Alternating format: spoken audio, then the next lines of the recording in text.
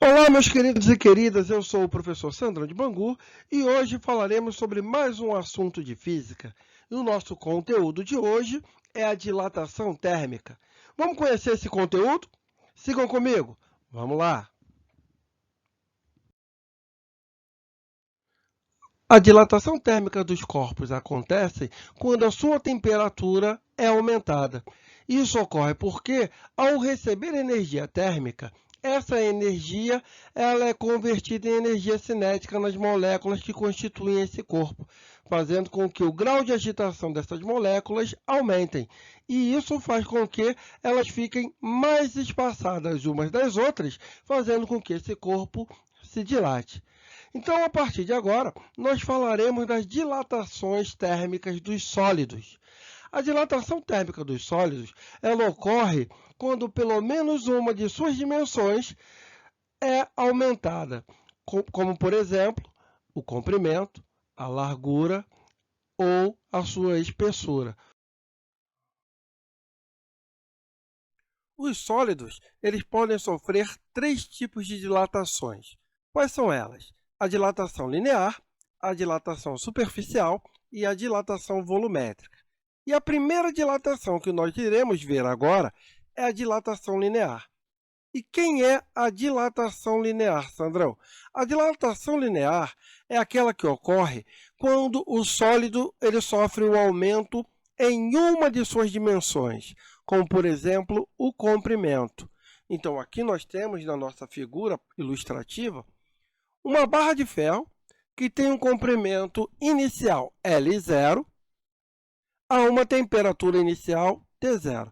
Então, ela tem esse tamanho na temperatura inicial. Então, quando essa barra de ferro ela recebe calor, ela vai sofrer uma dilatação térmica, aumentando o seu tamanho de L0 para L. Então, ela passa a ter um novo comprimento chamado de comprimento final, que a gente vai representar pela letra L, quando ela atingir uma temperatura final T. Então, repare que entre o que ela tinha antes e o que ela passou a ter, houve um aumento no seu tamanho. E esse aumento no tamanho, esse aumento no comprimento, ele é chamado de dilatação linear. E a dilatação linear, ela é representada por ΔL. E a gente já sabe, né, que o delta na física, né, ele representa variação. E o L aqui é comprimento, e isso representa, então, variação do comprimento. É o quanto aumentou o comprimento da barra ao ter sofrido uma variação de temperatura. Então, do que depende a dilatação linear de um sólido? Vamos ver. A dilatação linear de um sólido ela depende de três fatores: da condição inicial, do tipo do material e da variação de temperatura. Então, a minha dilatação linear, o meu ΔL, ela vai depender do comprimento inicial, que é o nosso L0, também do tipo do material. O tipo do material, matematicamente, ele vai ser representado pela letra alfa, que será o coeficiente de dilatação linear, e pela variação de temperatura, o nosso ΔT. Então, essas são as três variáveis da qual depende a dilatação linear de um sólido. E matematicamente, Sandro, como é que a gente calcula a dilatação de um corpo? Então, a dilatação linear de um corpo ela pode ser calculada da seguinte maneira: variação do comprimento, nosso ΔL, a nossa dilatação linear, quem é ela?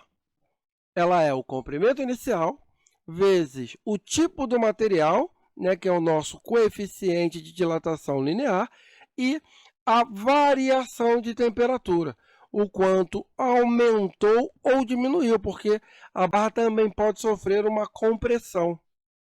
Então, a compressão vai ocorrer se a temperatura diminuir, e a dilatação se a temperatura aumentar. Então, com base nisso, nós temos aí que, como eu acabei de falar, a variação do comprimento, como é que ela é calculada? Comprimento final menos comprimento inicial.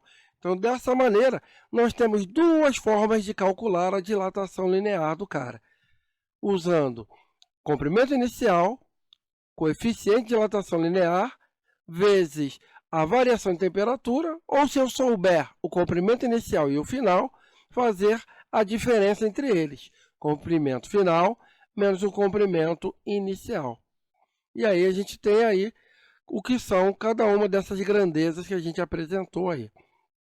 Então nós temos o ΔL, que é a minha dilatação linear, o L0 e o L, que são os comprimentos inicial e final, o ΔT, que é a variação de temperatura, que também é calculado por temperatura final menos a temperatura inicial, o alfa, que é o meu coeficiente de dilatação linear, ele é medido em graus Celsius elevado a -1, e a minha variação de temperatura, como eu acabei de falar, né, ela é a temperatura final menos a temperatura inicial.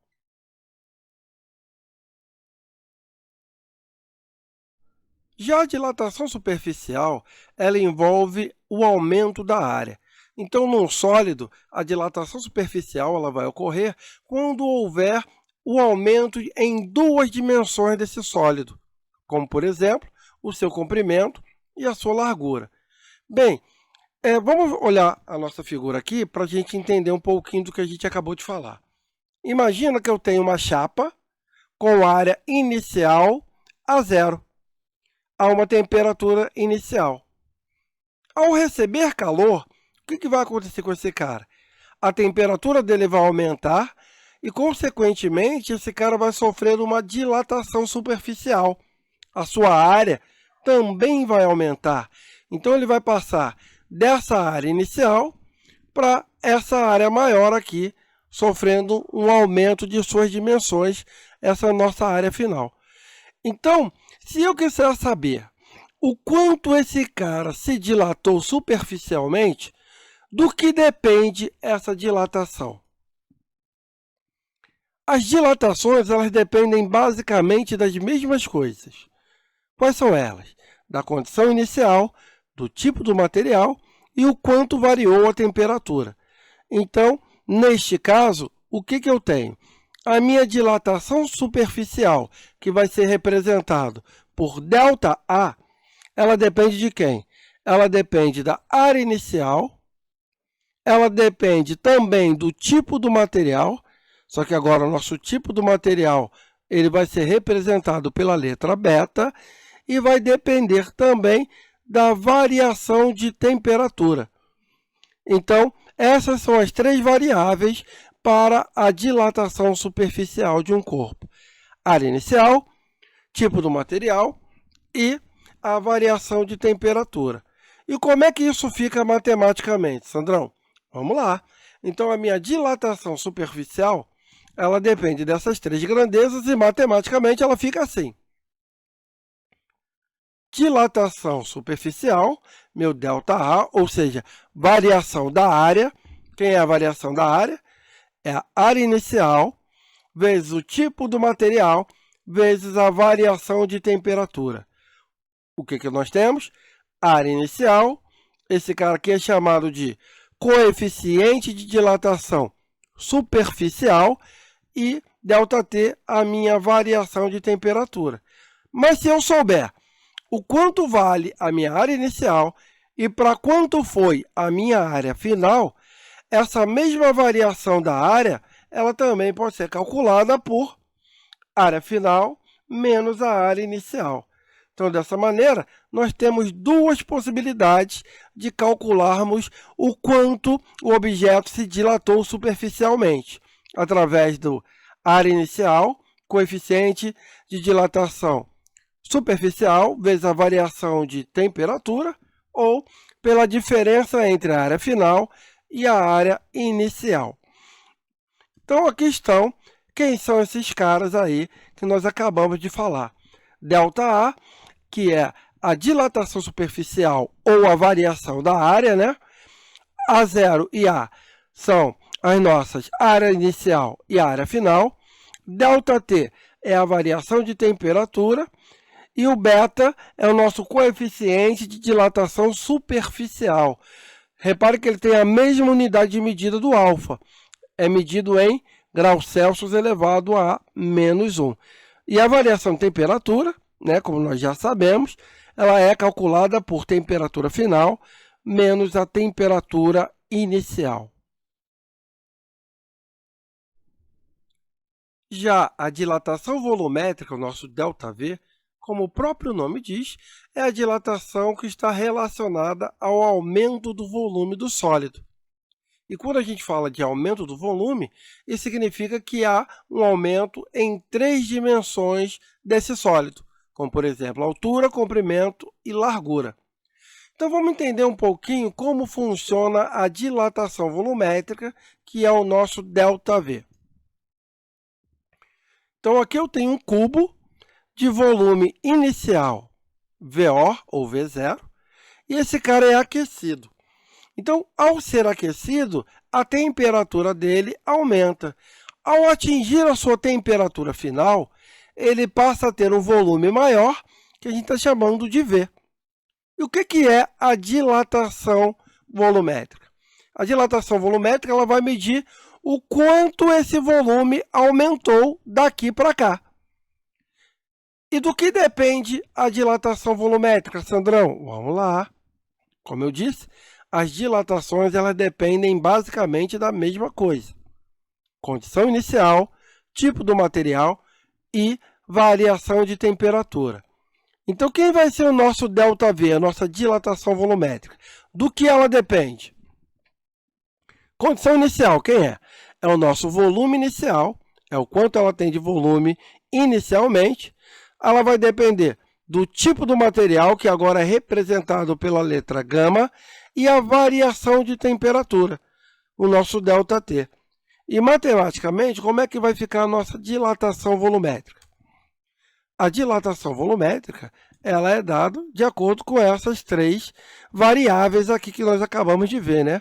A dilatação volumétrica depende do volume inicial, do coeficiente de dilatação volumétrico e depende da variação de temperatura. Então, dessa maneira, eu calculo a minha dilatação volumétrica. Mas, como nós vimos aqui, ΔV significa variação de volume. Então, se eu sei quanto vale o volume inicial e o volume final, essa mesma dilatação volumétrica também pode ser calculada por volume final menos o volume inicial. Então, mais uma vez, temos 2 maneiras de calcular a dilatação volumétrica. Através do volume inicial vezes o coeficiente de dilatação volumétrico vezes a variação de temperatura ou volume final menos o volume inicial. E aqui nós temos quem são esses caras aí, né? O nosso ΔV, a nossa dilatação volumétrica ou variação do volume, o V0 e o V são as nossos volumes inicial e final, e o ΔT é a variação de temperatura, onde o gama ele vai representar o nosso coeficiente de dilatação volumétrica. Repara que ele tem a mesma unidade de medida do alfa e do beta, que é o grau Celsius elevado a menos 1. E a variação de temperatura é a temperatura final menos inicial. Agora, vamos ver como os coeficientes se relacionam entre si. Nós vimos que para cada tipo de dilatação, nós temos um coeficiente, né? O alfa é o nosso coeficiente de dilatação linear, o beta é o nosso coeficiente de dilatação superficial e o gama é o nosso coeficiente de dilatação volumétrico. Agora, como é que esses caras se relacionam entre si? Vamos lá. Bem, o beta e o alfa, o nosso coeficiente de dilatação superficial, repara, ele ocorre em 2 dimensões. O alfa ocorre em uma dimensão, né? O aumento do sólido. Então, o beta, que ocorre em 2 dimensões, ele é 2 vezes maior que o alfa. Então, beta ele é igual a 2 vezes o alfa. O gama, que é a dilatação em 3 dimensões, quando comparado com o alfa, quem é ele? Ele vai ser 3 vezes o coeficiente de dilatação linear. Então, beta, ele vale 2 vezes o coeficiente de dilatação linear, e o gama o gama 3 vezes o coeficiente de dilatação linear. Agora, e qual é a relação entre beta e gama? Vamos ver. Beta e gama, eles se relacionam dessa maneira. O gama é 3 vezes beta dividido por 2, ou seja, é 1,5 vezes o valor de beta. Então, vamos para um exemplo.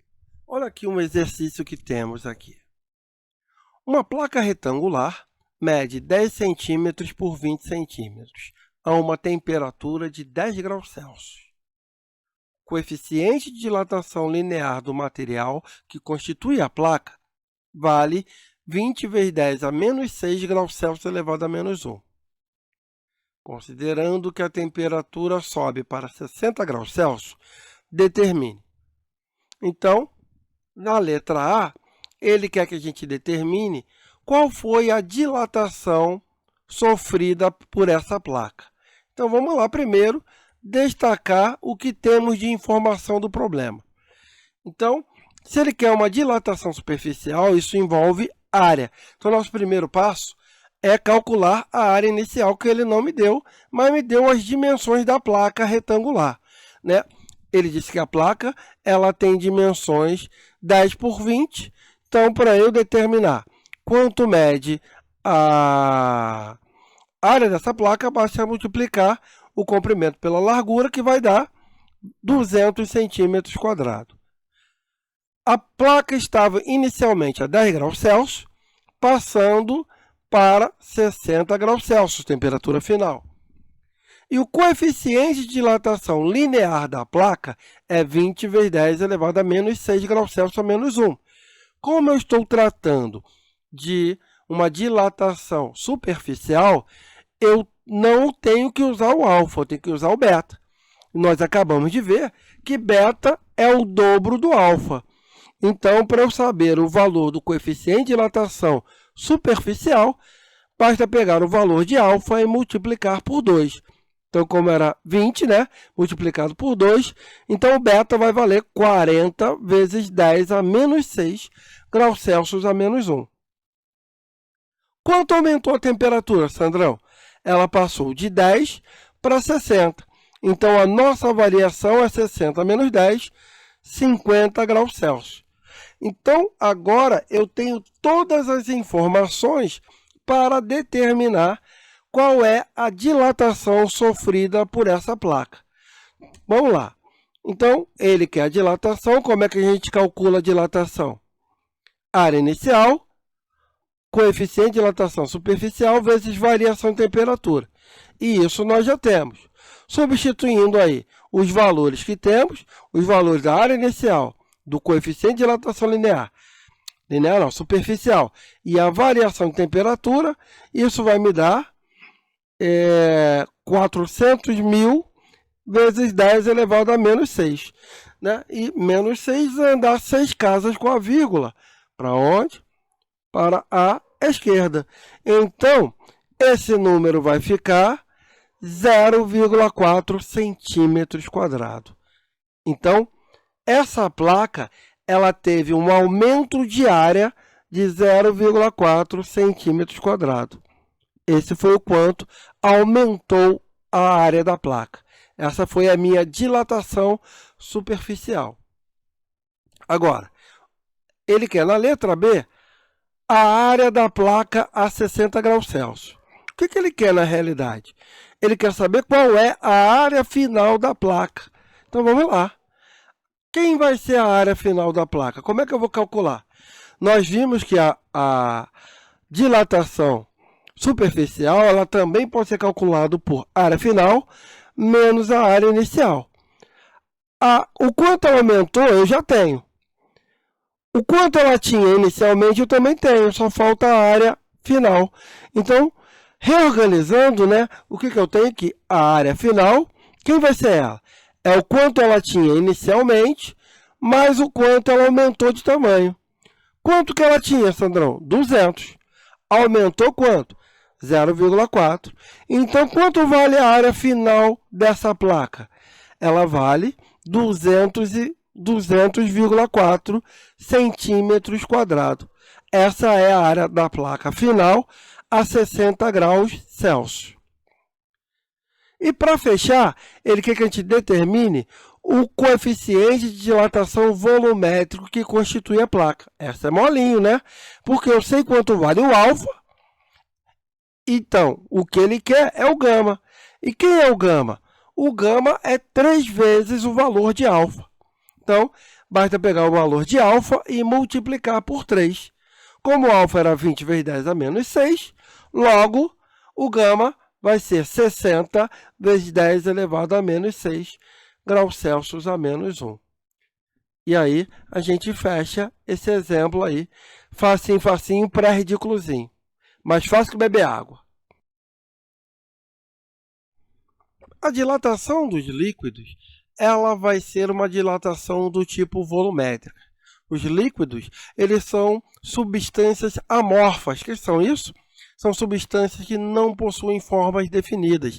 Então, elas se moldam ao recipiente que os confinam.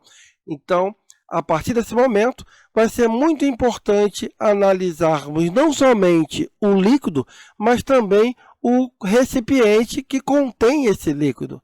Então, vamos analisar o que acontece com o líquido e como é que a gente determina a dilatação desses líquidos. Então, olha para cá. Nós temos aqui na nossa figura um recipiente que está a uma temperatura inicial, ele está completamente cheio até a sua borda. O que nós vamos fazer? Nós vamos aquecer esse líquido e o que nós vamos perceber? Ao aquecer esse líquido, parte dele vai transbordar. Eu tenho aqui um recipiente coletor que vai coletar o líquido que transbordou desse recipiente. Engana-se quem acha que a dilatação do líquido, ou seja, o quanto o volume desse líquido aumentou, foi exatamente o volume de líquido transbordado. Mas não. O que nós temos que lembrar e pensar, né, que o recipiente, que é um sólido, ao ser aquecido, ele também se dilata. Ele também vai se dilatar. Então, o que acontece aqui é que, aparentemente, né, para a gente, essa foi a quantidade de líquido que se dilatou. Mas essa aqui é apenas a dilatação aparente, não a dilatação real desse líquido. Porque para calcularmos a dilatação real, nós temos que considerar também o aumento das dimensões do recipiente que confina esse líquido. Então, o que nós temos, meu povo? O que é a dilatação volumétrica aparente? Foi o que a gente acabou de falar aqui, né? É o que aparentemente aumentou de volume do líquido. Foi o quanto foi extravasado pelo recipiente após o aquecimento, né? Mas, na realidade, essa não é a dilatação real. Mas como é que a gente calcula essa dilatação aparente? Então, aqui, a dilatação aparente do meu líquido, quem é ela? Ela depende do volume inicial, ela depende do coeficiente de dilatação volumétrica aparente do líquido e também da variação de temperatura.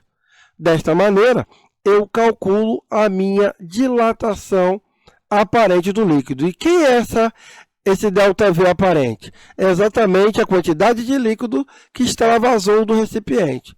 Mas o que nós temos mais, meu povo? E como é que eu calculo a dilatação real do líquido? Bem, se eu conhecer o volume inicial do líquido, que é o mesmo do recipiente, o coeficiente de dilatação do líquido e a variação de temperatura, eu calculo a variação real desse líquido, a dilatação volumétrica desse líquido, dessa maneira aqui, ó. Dilatação linear do líquido, quem vai ser ela? Volume inicial do líquido, coeficiente de dilatação volumétrico do líquido e a variação de temperatura. Beleza? Bem, mas como eu disse, nós temos que levar em consideração o volume do recipiente, né? Se eu não tiver essas condições aqui de informações do líquido. Então, para eu achar a dilatação do recipiente, o que eu faço? o recipiente é um sólido, né? Então, é o cálculo da dilatação volumétrica do sólido. É o volume inicial, vezes o coeficiente de dilatação do recipiente, vezes a variação de temperatura desse recipiente. Mas lembrando que a variação que o recipiente sofre é a mesma que o líquido vai sofrer. E aí o que nós temos? Que a dilatação volumétrica real do líquido, ela pode ser calculada através da dilatação volumétrica do recipiente mais a minha dilatação aparente do líquido. Então, a dilatação do líquido, a dilatação real, ela é igual ao quanto o recipiente se dilatou, mais o quanto extravasou de líquido desse recipiente quando ele atingiu a temperatura final. Da mesma forma, o coeficiente de dilatação volumétrico do líquido se relaciona aos coeficientes de dilatações volumétricas do recipiente e do líquido extravasados da seguinte maneira. O coeficiente de dilatação volumétrico real do líquido é igual à soma dos coeficientes de dilatação volumétricas do recipiente mais a do líquido extravasado. Então, dessa maneira, a gente calcula o coeficiente de dilatação volumétrico real do líquido. E se você gostou desse conteúdo, então, dê o seu ok aí, se inscreva no canal e siga a gente aí, acompanhe outros vídeos já postados aí. Um grande beijo e fique na paz. Beijo do Negão.